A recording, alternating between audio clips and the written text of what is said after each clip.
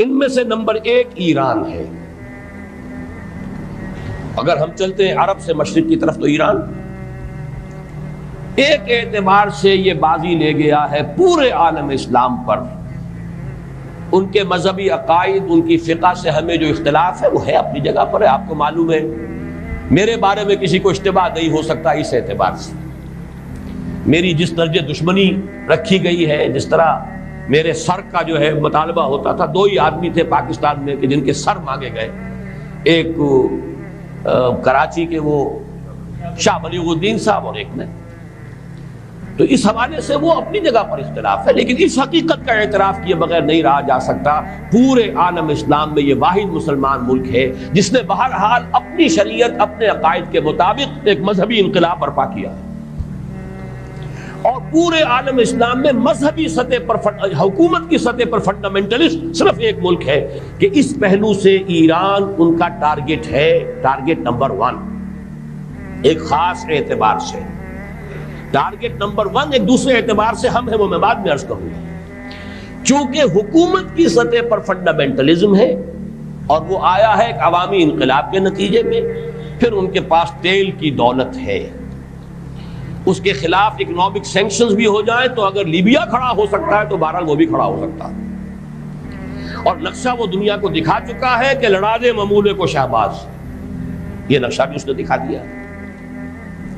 یہ ہے ایران کا معاملہ۔ نمبر 2 پاکستان۔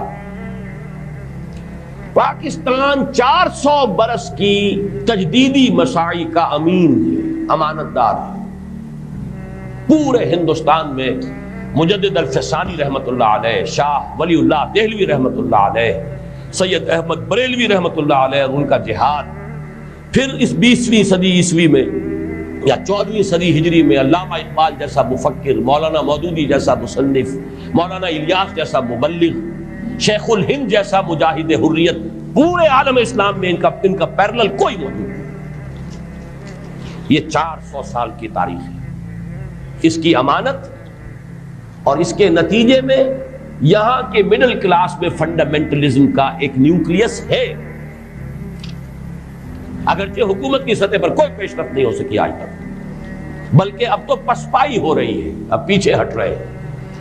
وہ ہمارے ان سیاسی جو بھی زعماء ہیں، جو جماعتیں ہیں، ان کی غلطی ہے، اور الیکشن ہی کو واحد میدان بنا کر اس کے اندر اپنا سارا وقت و توانائی اور قوتیں ضائع کر دینا، یہ ہے در حقیقت جس کا کہ یہ صدا مل رہی ہے کہ اس اعتبار سے تو پسپائی کی طرف ہے معاملہ، کسی پیش رفت کی طرف نہیں ہے۔ لیکن باہر والے تو دیکھتے ہیں نا کہ اندر کیا کچھ مواد موجود ہے۔ اگر مڈل کلاس میں وہ فنڈامنٹلزم کا بارود موجود ہے تو کسی بھی وقت اس کے اندر جو ہے وہ کوئی دھماکہ ہو سکتا ہے۔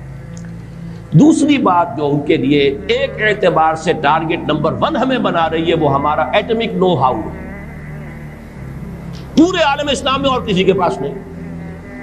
اسلامی بم اگر بنے گا تو یہی بنے گا۔ یہ ہے مختلف اسباب جس کے بنا پر ایران اور پاکستان کو آپ بریکٹ کر لیجئے، یہ اس نیو ورلڈ آرڈر کا جو ٹارگٹ نمبر 1 ہے، ایک اعتبار سے ایران ہے، ایک اعتبار سے پاکستان۔